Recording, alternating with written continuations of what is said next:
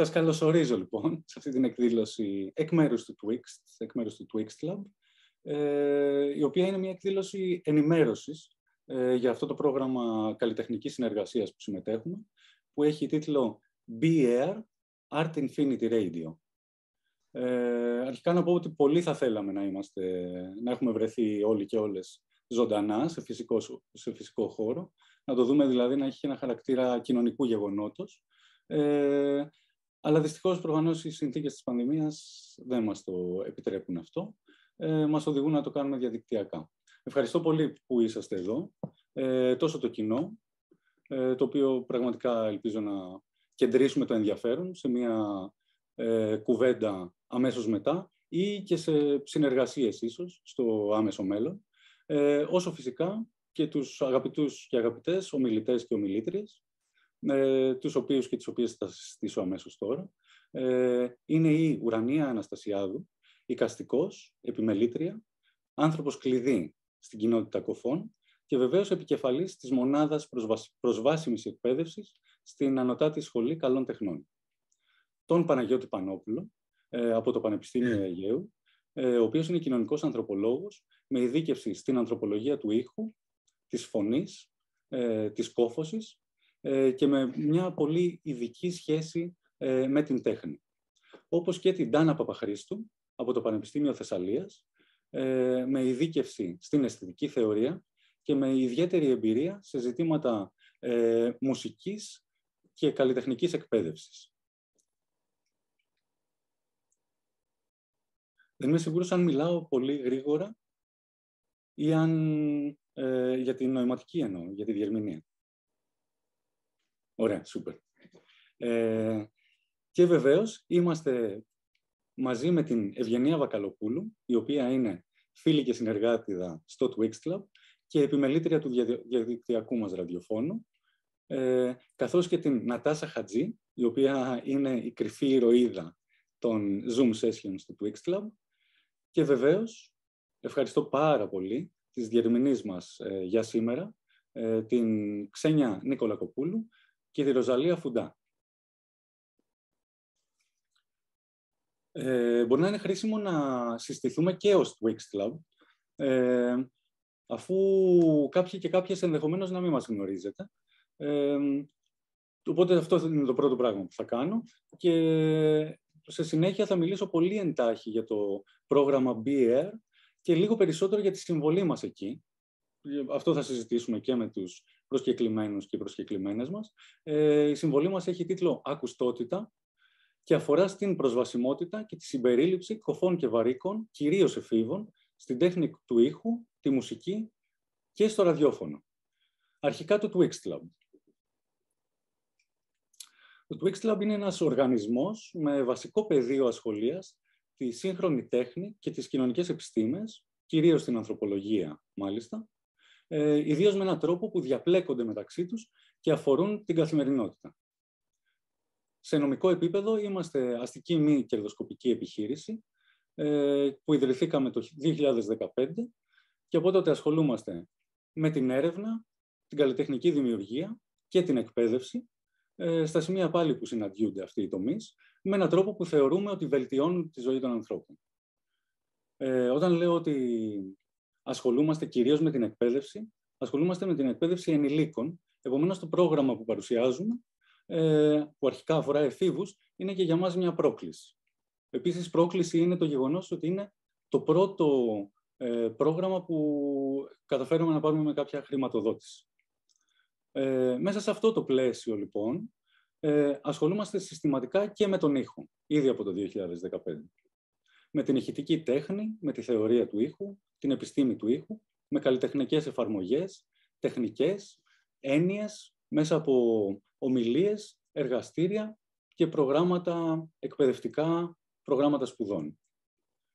Βεβαίως, το ηχητικό μέσο, και συγκεκριμένα το διαδικτυακό ραδιόφωνο, αποτέλεσε και ένα κέριο μέσο για την υπέρβαση που προέκυψε, για την υπέρβαση των περιορισμών που προέκυψαν και λόγω του κορονοϊού.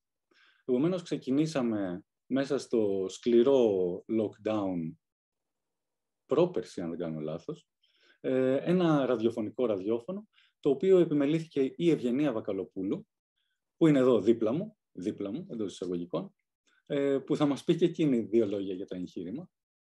Καλησπέρα και από μένα. Είμαι η Ευγενία Βακαλοπούλου, μέλος του Twix Lab.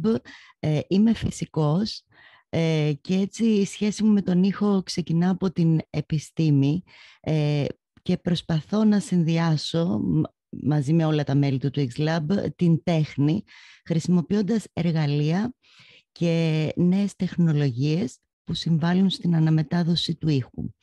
Χρησιμοποιούμε το διαδίκτυο ως μέσο εκπομπής, χωρίς αυτό όμως να αποκλείει και άλλες ιδιότυπες κατασκευές αναμετάδοσης στα ραδιοκύματα.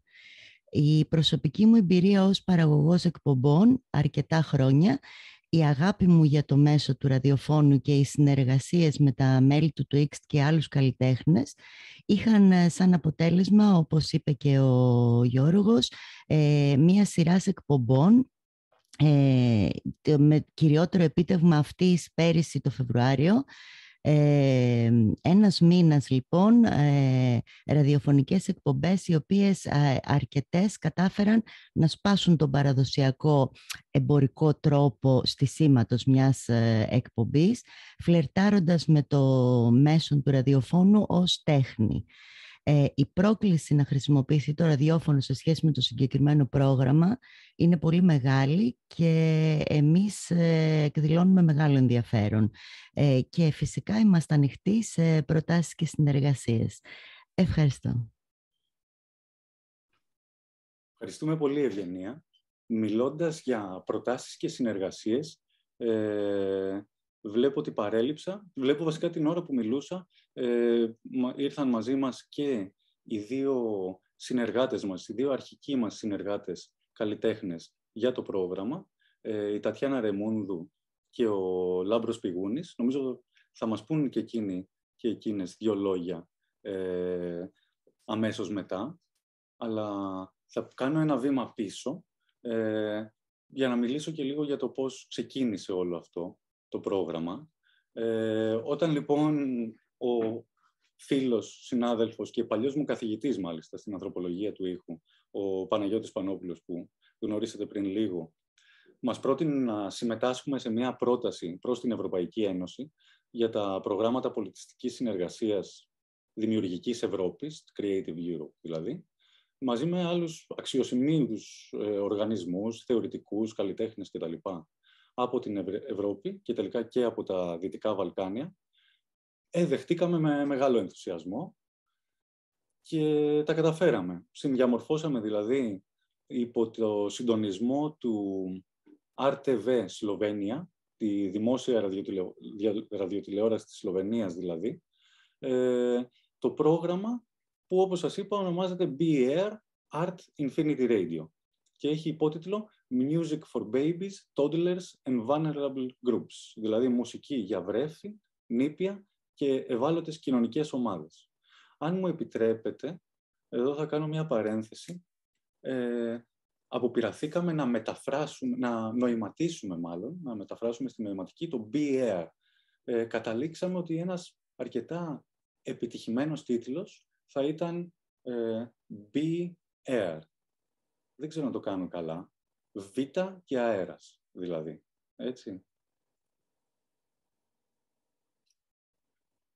Δεν ξέρω αν είναι επιτυχημένο. Μπορεί να έχουμε ευκαιρίες να το ξαναβαφτίσουμε, ίσως.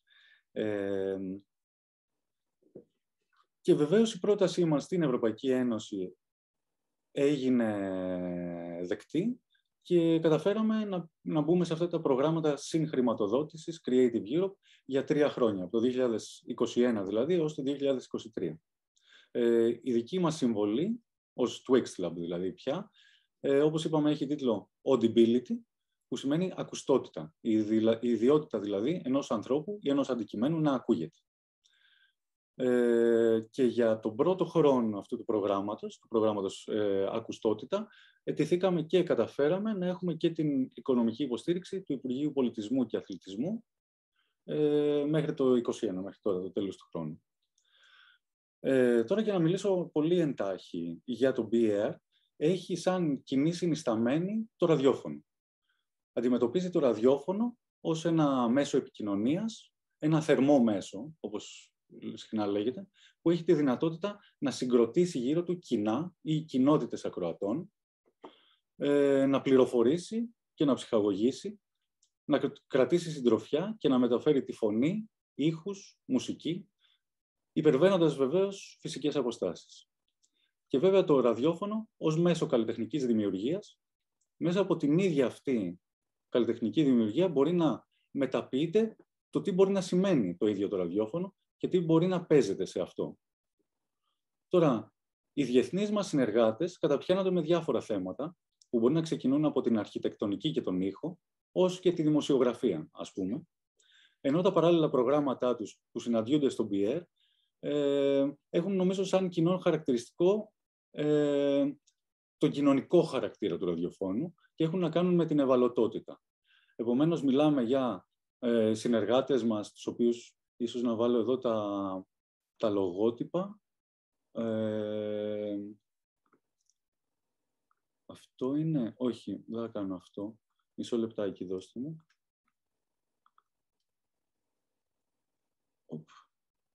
Με συγχωρείτε. Έχουν λοιπόν σαν κοινή συνισταμένη το κοινωνικό ραδιόφωνο και μιλάμε για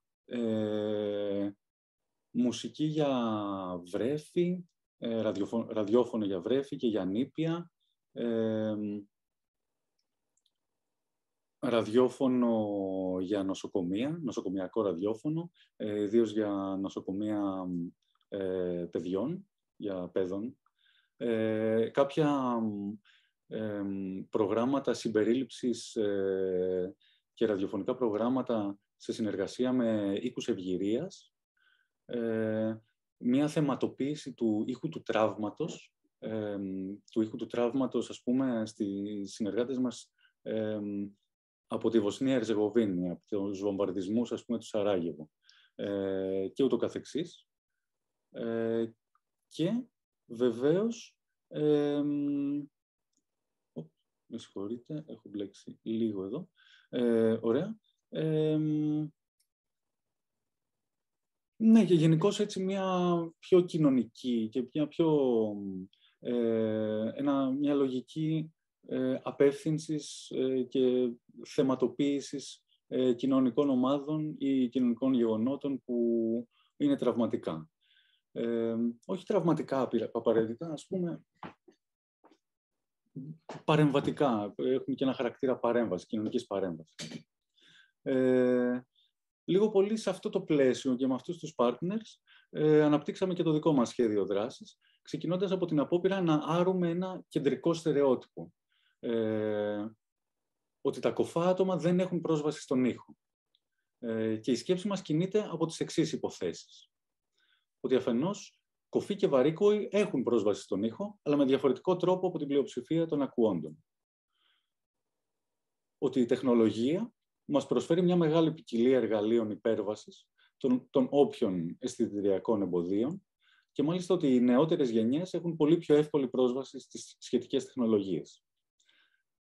Ότι οι αισθήσεις, σε επίπεδο φαινομενολογίας, οι αισθήσεις αλληλοσυμπληρώνονται και ότι αυτό αντανακλάται και συστηματικά και στη γενεαλογία των καλλιτεχνικών ειδών, ας πούμε, μέσα στην ιστορία της τέχνης. Ότι η τέχνη και η εκπαίδευση μας προσφέρουν τρόπους, έννοιες και μεθόδους τόσο για να υπερβούμε κοινωνικούς περιορισμούς, όσο και για να δημιουργήσουμε νέες σχέσεις και νέες κοινωνικές εμπειρίες. Και βεβαίως ότι το ζήτημα των αποκλεισμών δεν είναι κάτι που αφορά μόνο τις αποκλεισμένες κοινωνικές ομάδες, αλλά ολόκληρη την κοινωνία. Πιστεύω πως οι προσκεκλημένοι ομιλητές θα αναφερθούν πολύ πιο διεξοδικά σε όλα αυτά. Εγώ έβαλα απλά κάποια bullets. Και για να μην μακρηγορώ, να σας πω και τι έχουμε στο πρόγραμμα. Ας πούμε, στο πρόγραμμα των δράσεων μέσα στα επόμενα χρόνια. Σκεφτήκαμε αρχικά να οργανώσουμε συνεργασίες, συναντήσεις, δημιουργικές συναντήσεις, μεταξύ ειδικών σχολείων κοφών και βαρύκων, με καλλιτέχνες που χρησιμοποιούν σχετικά μέσα, για να μοιραστούν τα καλλιτεχνικά τους εργαλεία και σταδιακά να διαμορφώσουμε μια εκπαιδευτική μεθοδολογία σε σχετικούς τομείς. Μιλάμε για 4 εξάμηνα δηλαδή για εργαστήρια σε βάθος χρόνου διετίας, ας πούμε, για τα οποία έχουμε ήδη έρθει σε επαφή με 2 καλλιτέχνες. Σας μίλησα πριν, είναι και εδώ μαζί μας, η Τατιάνα Ρεμούνδη και ο Λάμπρος Πηγούνας, από όπου μάλιστα θα προκύψουν και καλλιτεχνικά έργα, τα οποία θα γίνουν και με τη συμμετοχή μαθητών και εκπαιδευτικών. Τώρα, σε αυτό το πλαίσιο, ευελπιστούμε σύντομα να έχουμε και ένα υλικό τεκμηρίωσης των πρώτων δράσεων, αυτών που κάνουμε ήδη στο σχολείο με την Τατιάνα, στην οποία θα καταγράφονται και οι μεθοδολογικές μας προσεγγίσεις μέχρι στιγμής. Επιπλέον, το πρόγραμμα περιλαμβάνει από του χρόνου και ένα πρόγραμμα residency, καλλιτεχνικής φιλοξενίας δηλαδή, όπου θα υποδεχτούμε κάποιον ή κάποια καλλιτέχνη ή ερευνητή ή δημοσιογράφο από το εξωτερικό, πιθανότατα κάποιον από τους υπόλοιπους residents, από τους υπόλοιπους partners, τέλος πάντων, που θα δώσει αυτό και στο εγχείρημα έτσι μια διεθνή διάσταση δημοσιότητας, συνεργασίας και δυνατότητα και κινητικότητας, ας πούμε. Επομένως, μιλάμε για ένα πρόγραμμα ερευνητικό, εκπαιδευτικό, καλλιτεχνικό και παρεμβατικό. Και πραγματικά ευχόμαστε να σας φανεί ενδιαφέρον και να σας εμπνεύσει το ενδιαφέρον, να κάνετε tune in, να συντονιστείτε ενδεχομένως στο ραδιόφωνο ή στο ραδιόφωνο, από τη μεταφορική έννοια, την ανοιχτή έννοια του όρου. Και νομίζω πως, επειδή μίλησα αρκετά, είναι πιο ενδιαφέρον να ακούσουμε την Ουρανία Αναστασιάδου, η οποία θα μας μιλήσει εκτενέστερα και για την γενεαλογία της τέχνης των κοφών και την ιστορία της. Ουρανία μου. Με βλέπετε μια χαρά.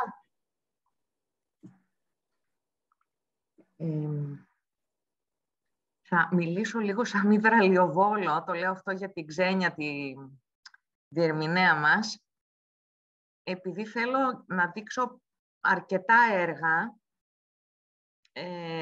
παρά να μιλήσω. Στην αρχή είχε προταθεί να μιλήσω γενικά για τη σχέση της εκπαίδευσης με την κόφωση, γενικά και για τη διδακτική κοφών, αλλά τελικά προτίμησα μέσα από τα έργα που θα δείξω να αναφερθώ σε γεγονότα που έχουν σχέση με την κοινότητα. Ο τρόπος που συνδέονται δηλαδή αυτά τα έργα με χαρακτηριστικά της κοινότητας των κοφών. Το ερώτημα που τίθεται στην σύγχρονη καλλιτεχνική παραγωγή που αφορά τους κοφούς και γενικότερα τους καλλιτέχνες με αναπηρία ή τα άτομα με αναπηρία γενικότερα, τα ανάπηρα άτομα, είναι κατά πόσον ένα έργο υπάρχει και χαρακτηρίζεται ως ένα έργο κοφών.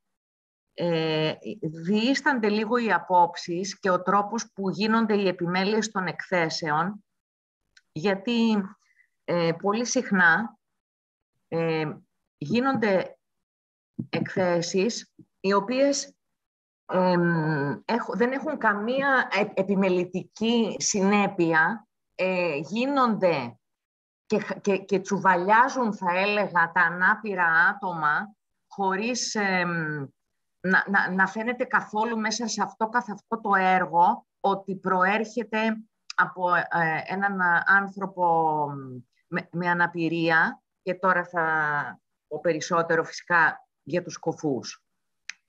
Το να ζωγραφίσεις, ας πούμε, ένα μπουκέτο λουλούδια μέσα σε εισαγωγικά δεν μας δείχνει καθόλου ότι το συγκεκριμένο άτομο είναι κοφό.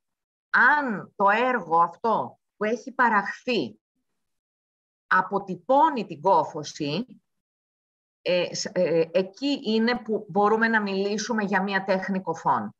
Αν δηλαδή έχει μια οποιαδήποτε σύνδεση, συνάφεια με την κοινότητα, με χαρακτηριστικά και ένα διάλογο με την κοινότητα και με τα χαρακτηριστικά της κοινότητας ή αυτής καθ' αυτής της κόφωσης. Θα πάω λίγο παλιά.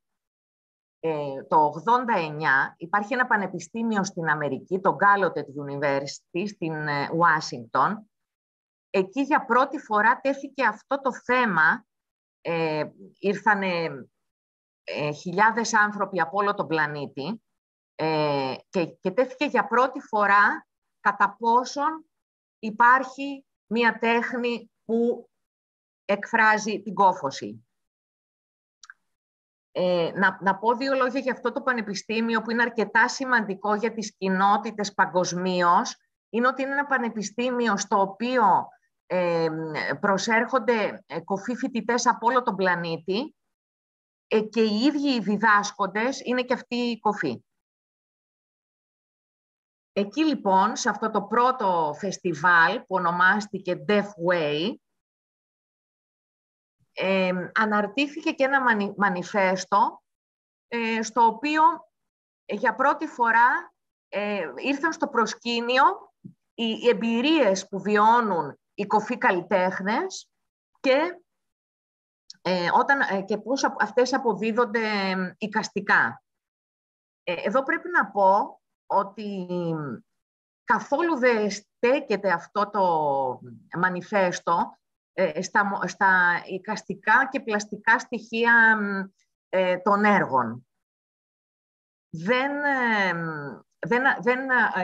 Ακόμα και οι ίδιοι κοφοί που, επειδή έχω ταξιδέψει και συζήτησα μαζί τους, πολύ συχνά δεν αναφέρονται στο ίδιο τους το έργο, ταυτίζοντάς το με ένα κίνημα. Ίσως ελάχιστοι δηλαδή από αυτούς θεωρούν πως εντάσσονται σε ένα γενικότερο εικαστικό κίνημα. Θα ξεκινήσω από αρκετά παλιά. Θα δείξω και έργα αυτής της περίοδου του Ντεβία, που ήταν πάρα πολύ ισχυρό κίνημα και την ίδια στιγμή ήταν και ένα κοινωνικό κίνημα, διότι μαζί με όλα αυτά τα καλλιτεχνικά έργα που παράχθηκαν υπήρξε και ένα ορμητικό κίνημα, όχι μόνο συνδικαλιστικό, το οποίο μιλούσε για την αποδοχή της νοηματικής και για την αποδοχή των κοφών ατόμων, που ξέσπασε στην Ουάσιγκτον και παρέσυρε τα κινήματα των κοφών σε όλο τον πλανήτη. Πηγαίνω λοιπόν παρακάτω για να σας δείξω ένα πολύ παλιό χαρακτικό. Έχουμε δηλαδή κάποιες αποτυπώσεις του 1600. Έχουμε λοιπόν κάποιες αποτυπώσεις. Εδώ προφανώς είναι μια αποτύπωση της αγγλικής, του δακτυλικού αλφαβήτου της αγγλικής νοηματικής. Τι είναι το δακτυλικό αλφάβητο, και για να είμαι ξεκάθαρη στους ανθρώπους που δεν έχουν σχέση με την κοινότητα, είναι απλώς η αλφάβητος. Τα νοήματα αυτά καθ' αυτά δεν δημιουργούνται από γράμματα, αλλά από χειρομορφές, και τα χαρακτηριστικά τους είναι ο προσανατολισμός που παίρνει η παλάμη, η κίνηση που παίρνει η παλάμη, η επανάληψη, ο χώρος και ο χρόνος που δημιουργείται αυτό το νόημα. Πολύ συχνά ο κόσμος νομίζει ότι το άτομο το οποίο νοηματίζει γράφει γράμματα στον αέρα. Αυτό δεν ισχύει, γράφει λέξεις. Γράφει τέλος πάντων, δημιουργεί. Εδώ έχουμε ένα βιβλίο του 1600, πάλι με χειρομορφές. Ένα εκπληκτικό του 16ου αιώνα αλφαβητάριο.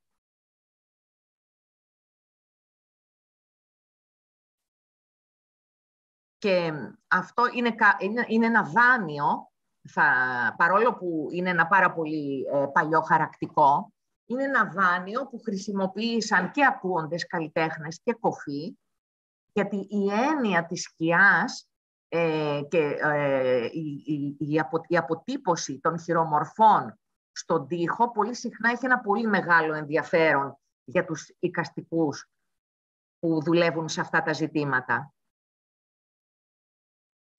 Εδώ λοιπόν δείχνω έναν από τους πρώτους κοφούς καλλιτέχνες που άρχισαν να δουλεύουν πάνω στη νοηματική γλώσσα, πρωτόλια έργα, όμως πολύ μεγάλης σημασίας για την ιστορία των εικαστικών και της κόφωσης. Ο συγκεκριμένος καλλιτέχνης, ο Ραφ Μίλερ, ήταν κοφός γενετής, έζησε στην Αμερική, έγραψε πολύ μεγάλη ιστορία, γιατί όπως βλέπετε άρχισε να αποτυπώνει στα ζωγραφικά του έργα την κίνηση των χεριών για να αποδοθεί το νόημα.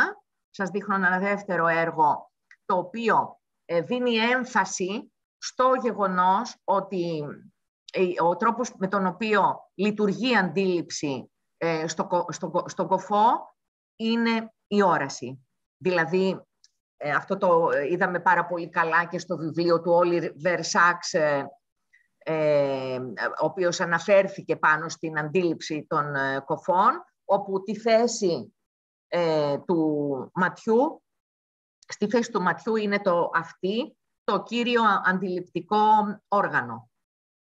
Ο Ραφ Μίλερ είχε μία κόρη, η οποία τον ξεπέρασε σε φήμη, είναι η Μπέτι Μίλερ. Εδώ βλέπετε ένα από τα πιο σημαντικά της έργα. Η Μίλερ, πραγματικά πρωτοπόρος, είχε και άλλα χαρακτηριστικά. Πάντα μου, επειδή την έχω συναντήσει και υπήρξε στενή φίλη και μέντορας, πολλές φορές μου έλεγε είμαι ένα μικρό ανέκδοτο, γιατί είμαι πρώην αλκοολική, κοφή και λεσβία. Το μόνο που δεν είμαι είναι να είμαι μαύρη στην Αμερική. Αυτό το έργο της, από τα πρώτα έργα που έφτιαξε, είναι τα πρώτα ακουστικά που φορούν οι κοφοί και όλη αυτή η τραυματική ιστορία που βίωσαν με το να απαγορεύεται η νοηματική μέσα στα σχολεία. Αυτό ισχύει και για την ελληνική εκπαιδευτική πραγματικότητα. Γι' αυτό και όλοι εμείς που δουλεύουμε στην κοινότητα καταλαβαίνουμε πάρα πολύ καλά και θυμόμαστε ότι οι σημερινοί γέροντες κοφοί πέρασαν πολύ τραυματικές εμπειρίες στο σχολείο και όντως υπήρχε μια βία ενάντια σε όσους, μια βίαιη συμπεριφορά ενάντια σε όσους νοημάτιζαν. Πολύ συχνά τα παιδιά αναγκάζονταν να νοηματίσουν μόνο στα διαλύματα κρυφά. Πάνω στην ίδια θεματική, η Μίλερ κατακρεουργεί τα χέρια που νοηματίζουν και εδώ είναι μια σειρά έργων που έφτιαξε, όπου πάλι εδώ βλέπουμε τα πρώτα ακουστικά και ο τρόπος με τον οποίο ήταν τεράστια, όπως βλέπετε. Δεν είχαν τη σημερινή κομψότητα. Βλέπετε εδώ στο στόμα τις γραμμές.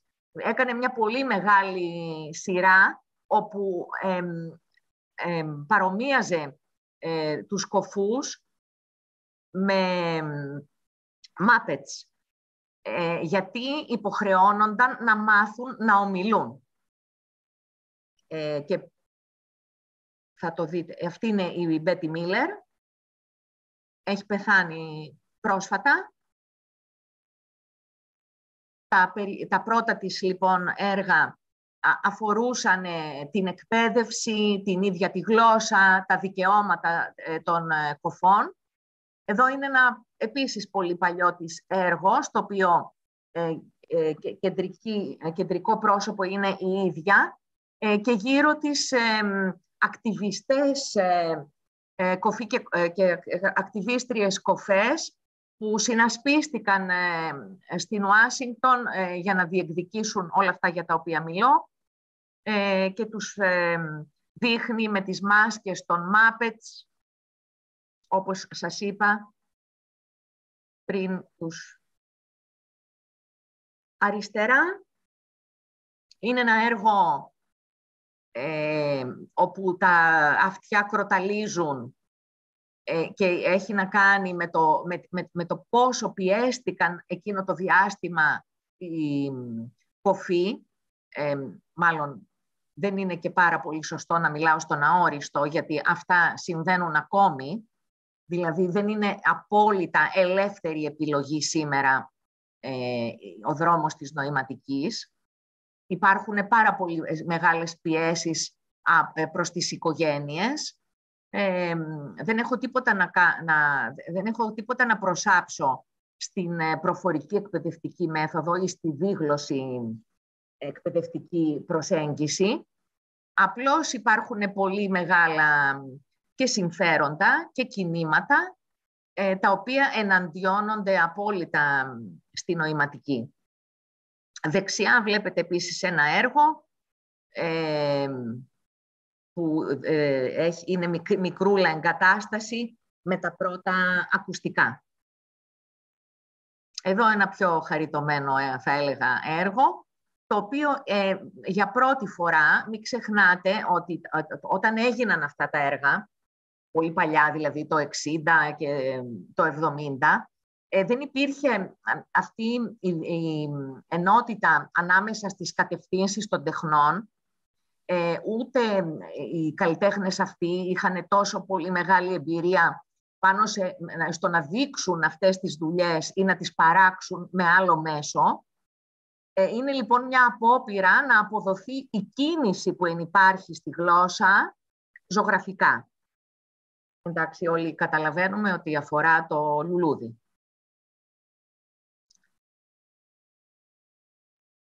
Πάλι έργο της Μίλλερ. Εδώ ένα έργο του πατέρα της. Αυτό το έκανε αρκετά μεγάλος το 1980. Εντάξει, δεν θεωρώ πως είναι καθαρά ζωγραφικό, περισσότερο εφαρμοσμένο έργο. Και δείχνει λοιπόν ένα πράγμα το οποίο μας είναι πολύ οικείο στην κοινότητα, την επίσκεψη των φιλανθρώπων μέσα στη σχολική τάξη και που η δασκάλα σηκώνει τον κοφό μαθητή για να δείξει στους φιλάνθρωπους πόσο καθαρά ομιλεί. Γιατί ένα από τα ζητούμενα στην εκπαίδευση πολύ συχνά αυτών που υποστηρίζουν, που δεν υποστηρίζουν την δίγλωση εκπαίδευση ή την νοηματική ως πρώτη γλώσσα, είναι να μπορούν τα παιδιά και οι μαθητές τέλος πάντων να αρθρώνουν πάρα πολύ καθαρά παρά να κατανοούν το περιεχόμενο των λεχθέντων. Εδώ, συγγνώμη για την ποιότητα του έργου, δυστυχώς δεν έχω καλύτερη ανάλυση. Είναι η τελευταία δουλειά της Μίλλερ, η οποία δούλευε πια στο τέλος της ζωής της πάρα πολύ με νέον. Και τα τελευταία της έργα είχαν, όλα τα δημιουργούσε με ράβδους νέων. Εδώ σας δείχνω ένα έργο του Λι Ιβέη του 1993. Είναι χαρακτηριστικό, δεν ξέρω αν βλέπετε στη γωνία κάτω, ένα παιδάκι το οποίο το έχουν κλείσει στην τουαλέτα στο σχολείο, του σχολείου Τιμωρία και απ' έξω είναι οι περίφημες επιμελήτριες. Δεν είναι οι curators, όχι οι επιμελήτριες οι δικές μας, αλλά οι επιμελήτριες των οικοτροφίων των κοφών, τα οποία οικοτροφία, στα οποία σχολεία, γιατί αρκετά παιδιά και στην Ελλάδα, πολύ σημαντικό αυτό, επειδή τα σχολεία ήταν συγκεντρωμένα στις μεγάλες πόλεις και στην Αθήνα ειδικά υπήρξε για πάρα πολλά χρόνια ένα και μοναδικό ίδρυμα που συγκέντρωνε παιδιά από όλη την επαρχία, τα παιδιά αυτά ξεριζώνονταν από τον τόπο τους και ζούσαν σε οικοτροφία. Αυτό φυσικά είχε και το τραυματικό κομμάτι και το καταπληκτικό ότι εκεί αυτά τα παιδιά για πρώτη φορά έρχονταν σε επαφή με την νοηματική και εκεί τη μάθαιναν. Εδώ λοιπόν, μια και είπαμε ότι μέσα από τα ίδια τα έργα θα μιλάμε και για την εκπαίδευση, έχουμε μια κοινότητα η οποία έχει το εξής παράδοξο. Είναι η μόνη κοινότητα νεογνών, είναι η μόνη κοινότητα βρεφών, η μόνη κοινότητα παιδιών που δεν μαθαίνει πραγματολογικά τη γλώσσα, δεν μαθαίνει τη γλώσσα από τους γονείς, γιατί κατά ένα τεράστιο ποσοστό, 98-99%, τα κοφά παιδιά έχουν ακούντες γονείς. Αυτό φυσικά σημαίνει πολλές φορές πολύ μεγάλη καθυστέρηση στη γλωσσική ανάπτυξη και έχουμε, όπως σας είπα, το παράδοξο ότι αυτά τα παιδιά να μαθαίνουν τη γλώσσα τους, τη φυσική τους γλώσσα, όταν καταφθάνουν σε σχολικό περιβάλλον. Αυτό όμως μπορεί να συμβεί και στα 6, στα 5, στα 6, στα 7. Γι' αυτό μία από τις σύγχρονες τάσεις είναι η πρώιμη παρέμβαση στα κοφά παιδάκια. Εδώ λοιπόν θα δείξω αρκετά γρήγορα έργα ζωγραφικά ανθρώπων που στην κοινότητα, και να μου επιτρέψετε εδώ να πω ότι δεν δείχνω έργα τα οποία με αφορούν, ενώ αφορούν τα προσωπικά μου αισθητικά κριτήρια ή τα γούστα μου, να πω έτσι πολύ λαϊκά, αλλά έργα τα οποία έγραψαν ιστορία στην ίδια την κοινότητα.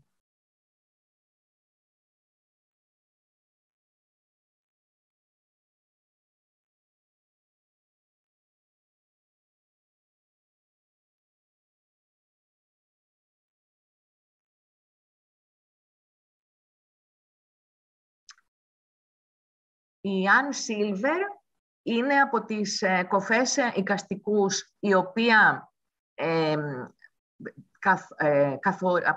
αναγνωρίστηκε ως ενοιολογική καλλιτέχνης. Εδώ βλέπετε λοιπόν ένα έργο της, στο οποίο έχει πειράξει το κουτί με τα δημητριακά και γράφει από κάτω «Death with a capital D». Τι σημαίνει death with a capital D, τι σημαίνει κοφός με κάπα κεφαλαίο, σημαίνει όχι ο κοφός ακουστικά, όχι ο κοφός σωματικά, αλλά ο κοφός που έχει αποκτήσει μία ταυτότητα, μία πολιτιστική ταυτότητα. Αυτό είναι ένα από τα τεράστια θέματα μέσα στην κοινότητα, πόσο ένας άνθρωπος αναπτύσσει αυτή την ταυτότητα και μεταμορφώνεται σε έναν κοφό με κεφαλαίο κάπα. Αυτό θα το δείτε ακόμα και στο γραπτό λόγο, να αναγράφετε όταν το συγκεκριμένο άτομο έχει ταυτιστεί με την κοινότητα και έχει μετατραπεί σε έναν κοφό με συνείδηση, να αναγράφετε στο γραπτό λόγο με κάπα κεφαλαίο. Πάλι ένα έργο της Silver, που σε αυτό το κουτί με τα κραγιόνια, ξέχασα τώρα τη λέξη, με τα παστέλ, υπάρχουν διάφορα χαρακτηριστικά της κοινότητας, όπως κοφός, νοηματιστής, βαρύκος, μεταγλωσσικός κοφός, προγλωσσικός κοφός, τυφλοκοφός και κόντα. Αυτά είναι θα έλεγα υποομάδες μέσα στη γενικότερη στην κοινότητα. Ο προγλωσσικός κοφός και ο μεταγλωσσικός κοφός είναι ο κοφός ο οποίος γεννήθηκε κοφός και ο κοφός ο οποίος έχασε την ακοή του αργότερα, άρα είχε κατά μία έννοια προλάβει να αποκτήσει την προφορική γλώσσα της χώρας του. Πάλι Silver, με λογοπαίγνια πάνω σε ready-mates, για τη διερμηνέα ready-mates, ξέρει αγγλικά, έτοιμα αντικείμενα, τα οποία πειράζει η Silver και τα συσχετίζει με τα θέματα της κοινότητας. Εδώ βλέπουμε λοιπόν ένα χαρακτηριστικό, δεξιά ας πούμε για παράδειγμα, ότι η λέξη κοφός είναι ο σωστός τρόπος να αναφερόμαστε και η ακουστική απώλεια είναι ο λάθος τρόπος να αναφερόμαστε ή να λέμε ας πούμε άτομο με πρόβλημα ακοής. διότι οι ίδιοι κωφοί, ειδικότερα οι ακτιβιστές κωφοί, δεν θεωρούν τον εαυτό τους αναπηρική κοινότητα ή μειονότητα, αλλά θεωρούν τον εαυτό τους απλώς μία γλωσσική μειονότητα. Στις ακραίες μορφές κάποιων ανθρώπων μέσα στις ακτιβιστικές κοινότητες. Επίσης, ένας γνωστός ζωγράφος, ο Τσακ Μπέρτ, εδώ έχουμε διάφορα νοήματα και μια προσπάθεια πάλι της κίνησης των χεριών, όπως σας είπα, για παλαιότερα έργα.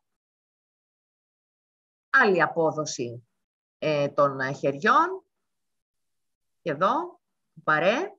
Ο Μπρους Νάιμαν. Τι γίνεται τώρα εδώ?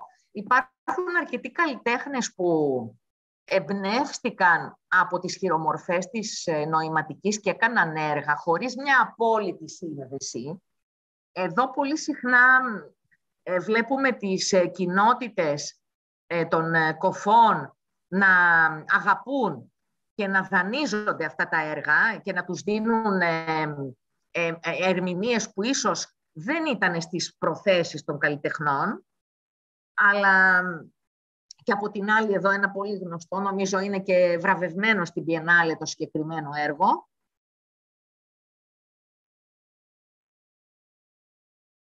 Όπως καταλαβαίνετε, τα χέρια παίζουν πρωτεύοντα ρόλο στην εικαστική παραγωγή.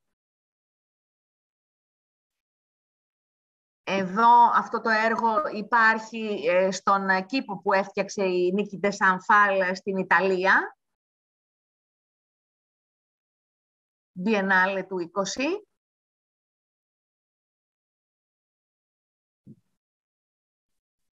Εδώ ένα απόφθεγμα της Λουίς Μπουρζουά, το οποίο πραγματικά μπορώ να πω ότι εκφράζει πολύ υπερβολικά πάρα πολλούς κωφούς και εικαστικούς και μη, όπως λειτουργούν, δηλαδή γιατί καθότι τα χέρια είναι που παράγουν τη γλώσσα ενός κωφού ατόμου, καταλαβαίνετε πόσο σημαντικό είναι σε σχέση με την οντότητά του. Λοιπόν, θέλω να αναφερθώ πολύ γρήγορα στο έργο του Σμιές, ο οποίος στην ντοκουμέντα έκανε μία χοροδία κωφών και έδειξε αυτό μέσα σε μια εκκλησία να ψάλουν ένα ορατόριο. Οπότε έχουμε για ίσως πρώτη φορά, θα έλεγα, έναν ήχο, ο οποίος ονομάζεται διεθνώς Deaf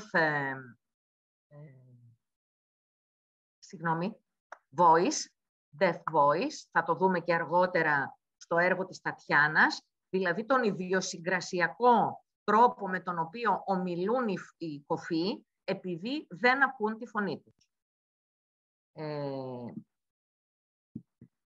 Εδώ έχουμε τον τρόπο με τον οποίο παράγει ενοιολογική δουλειά ο Γκριγκελή, ζει στην Αμερική, δεν είναι πάρα πολύ ταυτισμένος με την κοινότητα, διδάσκει στο πανεπιστήμιο και εδώ βλέπουμε ένα έργο με το που υπάρχουν σημειώσεις καθημερινές που έχουν να κάνουν με την σχέση του με αυτή καθ' αυτή την κόφωση και τη γλώσσα.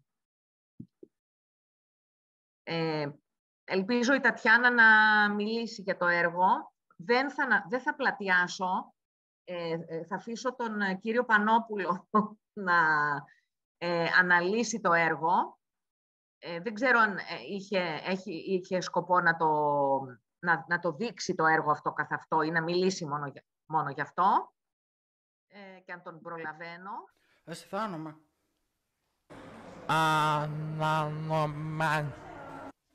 Αισθάνομαι.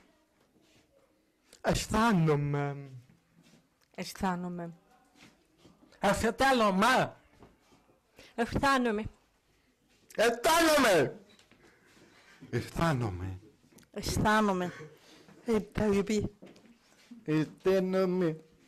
Αισθάνομαι. Αισθάνομαι. Αισθάνομαι.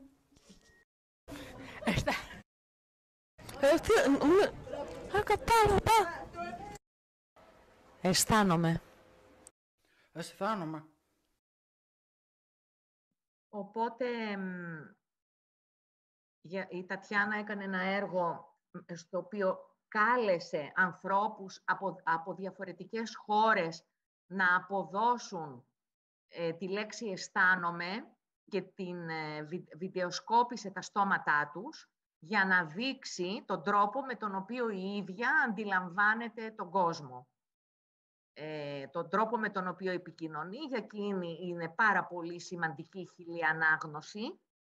Οπότε όλη αυτή η δυσκολία του να πρέπει να εστιάσεις στα στόματα, που το στόμα γίνεται ένα τεράστιο πράγμα στην επικοινωνία για εκείνη, και να πρέπει να το διαβάσεις, ήθελε να δείξει την καθημερινότητά της, φιλμογράφησε λοιπόν τα στόματα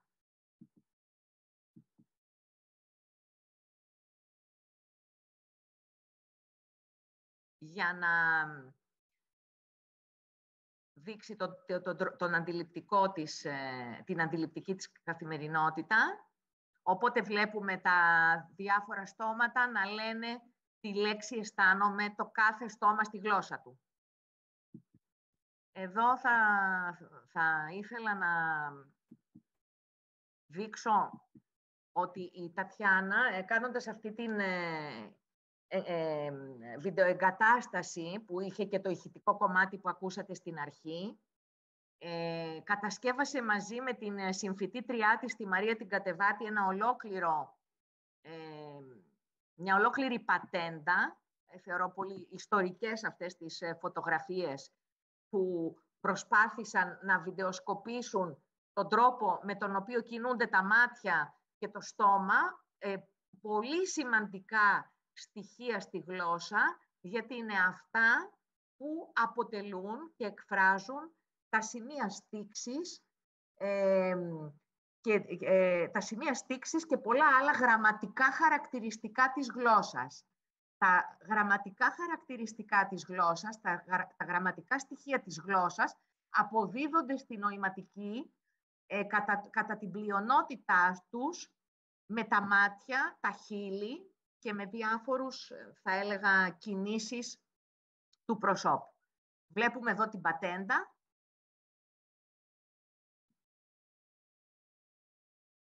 Εδώ είναι επίσης μια πρωτοπόρα καλλιτέχνης που δεν ζει πια και η οποία με το μικρό της στυλό έφτιαξε πάντα χεράκια.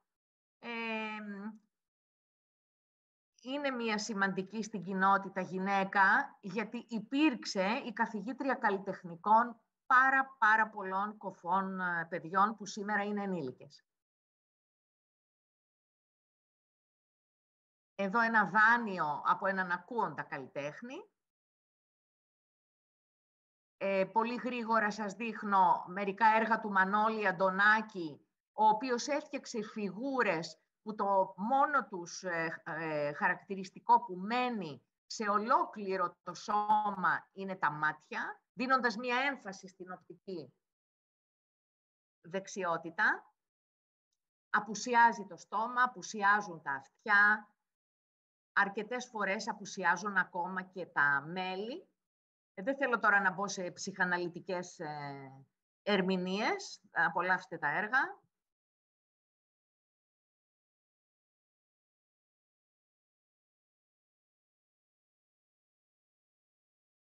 Η Σοφία Ιζάγκα μίλησε πάρα πολύ για τις περιόδους που βίωσε ως κοφοάτομο. Χρησιμοποιεί και αυτή τις παλάμες. Μιλάμε για έναν εξπρεσιονιστικό τρόπο απόδοσης.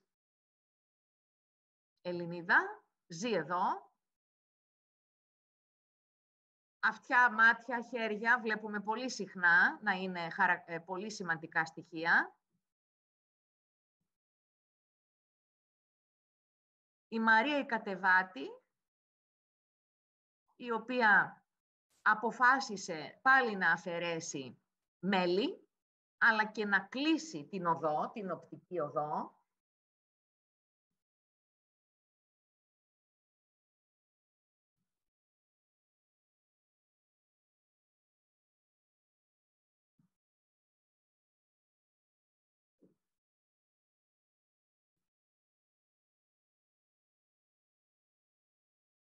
Όλες κοφές και κοφοί καλλιτέχνες. Εδώ βλέπουμε όλη την συνεργασία που έγινε για τη δουλειά που έφτιαξε ο Φίλιππος Τσάτσης. Συνεργάστηκαν άνθρωποι νεαροί, νεαρές από την Καλών Τεχνών, από το ΤΕΗ, το τότε ΤΕΗ και από ένα γερμανικό πανεπιστήμιο που είχαν έρθει τότε στην Ελλάδα, προκειμένου να δημιουργηθεί πρώτα μια φωτογραφική ενότητα και μετά υποκλίμακα να αποδώσει ο Φίλιππος νοήματα ζωγραφικά με έναν, τι να πω, σχιζοφρενικό φωτογραφικό ρεαλισμό. Δεν είναι φωτογραφία, είναι λάδι.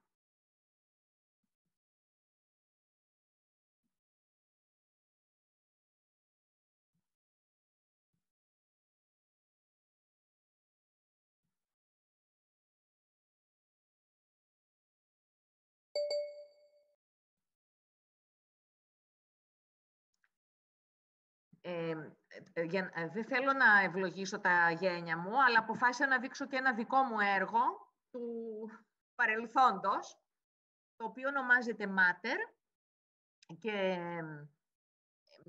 θα μου πείτε για ποιο λόγο μια καρέκλα, ένα κρεβάτι και όλα αυτά τα μικροκρεβάτια και μικρές καρεκλίτσες υποκλίμακα έχουν σχέση με την κόφωση. Όπως είχα ξεκινήσει την ομιλία μου, υπάρχει σε κάποιους καλλιτέχνες μια έμεση σχέση με την κόφωση. Το έργο αυτό ονομάζεται Matter και αναφέρεται στο γεγονός ότι οι κοφές μητέρες την εποχή τη δική μου δεν γνώριζαν παραμύθια προκειμένου να τα διηγηθούν στα παιδιά τους. Τι συμβαίνει? Όπως σας είπα, υπάρχει αυτή η κοινότητα των κοφών. Το κοφό παιδί δεν έχει την ίδια γλώσσα με την ακούσα μητέρα. Άρα, πολύ συχνά η ακούσα μητέρα δεν μπορεί να διηγηθεί αυτά τα παραμύθια στο κοφό παιδί. Πολύ σπάνια, δηλαδή, εκείνα τα χρόνια, οι κοφές και οι κοφοί γνώριζαν τα παραδοσιακά παραμύθια, έτσι ώστε όταν γίνουν οι ίδιοι ενήλικες, να μπορούν να τα μεταφέρουν στα ακούοντα παιδιά τους. Ή στα κοφά παιδιά τους, δεν έχει σημασία. Με αποτέλεσμα να εφεύρουν δικούς τους τρόπους για να απασχολούν τα δικά τους παιδιά. Άλλους τρόπους από τους συνηθισμένους των ακουόντων γονέων. Τέλος πάντων, σε όλη αυτή την ιστορία της απουσίας των παραδοσιακών παραμυθιών αναφέρεται μέσα σε μια οικογένεια με κοφούς, αναφέρεται αυτό το έργο. Πάρα πολλά από τα έργα είναι γραφίστικα και έχουν σχέση είτε με νόημα είτε με το δακτυλικό αλφάβητο. Αυτό, ας πούμε, αφορά παιδικά παραμύθια και βλέπουμε το λαγό και το βάτραχο και τις χειρομορφές που δημιουργούν τα νοήματα λαγός και βάτραχος. Άλλα γραφίστικα έργα που έχουν σχέση με τη νοηματική. Εδώ έργα που έφτιαξαν τα παιδιά στο Ίδρυμα Κοφών, όσο ακόμα λειτουργούσε το σχολείο του Ιδρύματος Κοφών, δεν υπάρχει πια.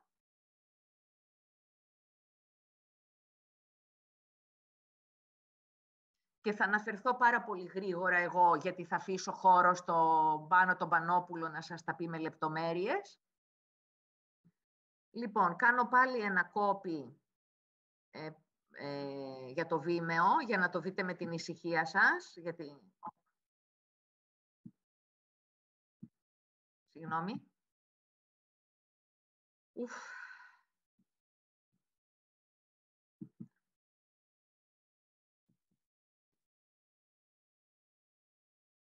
Λοιπόν, θα το κάνω αργότερα.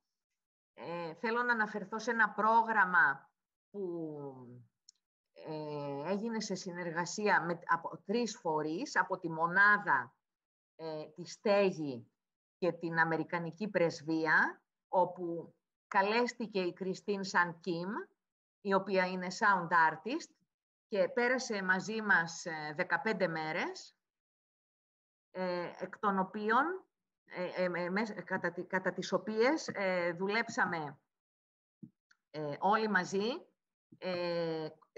περίπου, φανταστείτε, 20 άτομα, και δημιουργήσαμε έργα. Συγγνώμη, μου κόλλησε τελείως το PowerPoint. Κάνω μία... Έχω χρόνο? Κανείς Έχεις, δεν θα σε κόψουμε. Ναι. Να ξέρεις ότι το Vimeo το έγραψα το link χειρονακτικά, ωραία, γιατί κατάλαβα ότι ήταν εικόνα. Γι' αυτό δεν περνάει. Ναι, το είδα κι εγώ. Λοιπόν, ένα λεπτάκι. Εντάξει. Ωραία. Δεν ξέρω γιατί κόλλησε τώρα αυτό εδώ. Και τι συμβαίνει. Ωραία. Τέλος πάντων, η Κριστίν ήρθε στην Ελλάδα και δούλεψε με μια μεικτή ομάδα καλλιτεχνών και κοφών και ακουόντων από πάρα πολλές ειδικότητες. Αυτό που ήταν αρκετά σημαντικό ήταν ένα ταξίδι που κάναμε, νομίζω, 3 ημερών στην Ύδρα, που η Κριστίν έθεσε σε όλους τους καλλιτέχνες ένα πλαίσιο για να δουλέψουν. Εκεί εργάστηκαν ομαδικά, σε σχέση με τον ήχο και τη μετατροπή του, όπως είπαμε, σε οπτικό φαινόμενο. Υπήρξε και μια έκθεση στη Στέγη. Εδώ βλέπετε τις ομάδες να εργάζονται. Να πω φυσικά ότι τεράστιο ρόλο έπαιξε σε ένα από τα έργα το ότι ο Πανόπουλος, ο Πάνος, έφερε 100 κουδούνια που λειτουργήσαν καταλυτικά στο να δημιουργηθεί ένα υπέροχο έργο. Εδώ τα κουδούνια του Πανόπουλου.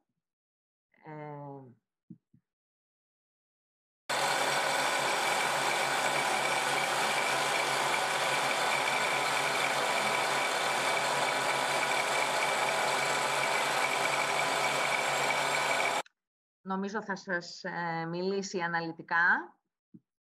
Εύχομαι. Ένα από τα έργα που παράχθηκαν ήταν μέσα στο νερό η προσπάθεια επικοινωνίας μίας ακούσας με έναν κοφό. Συγχωρείτε.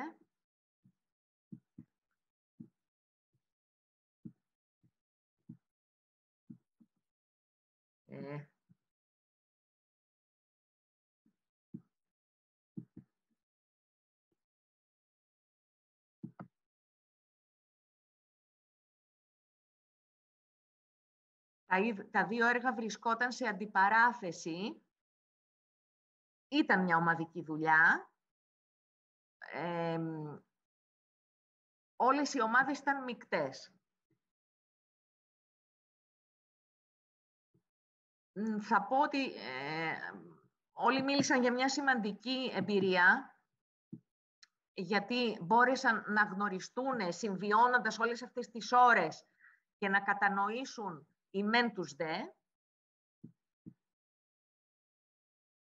Και θα ολοκληρώσω με ένα πρόγραμμα που κατά μία έννοια βασίζεται πάνω στον ίδιο άξονα με αυτό που επιτελείται αυτή τη στιγμή.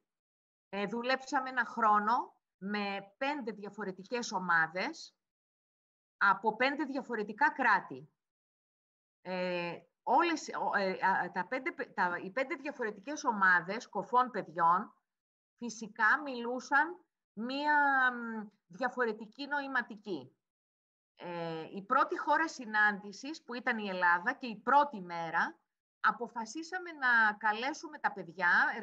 Εργαστήκαμε καλλιτέχνες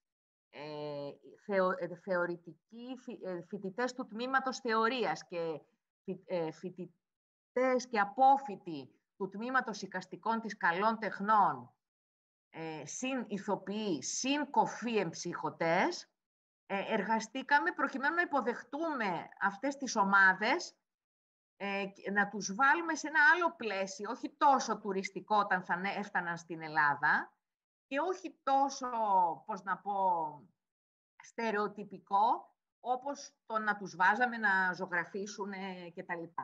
Οπότε τους υποδεχτήκαμε την πρώτη μέρα, με το που φτάσανε στην Ελλάδα, την εγκατάσταση της Αντιγόνης Τακαροπούλου, με την οποία συνεργαστήκαμε, όπως σας είπα, σχεδόν 1 χρόνο για να το προετοιμάσουμε, και τα παιδιά ήρθαν μέσα στο Φλάφι, την υβριδική βιβλιοθήκη που δημιούργησε η Αντιγόνη το 2018 στον πολιτιστικό χώρο Άτοπος στο Μεταξουργείο.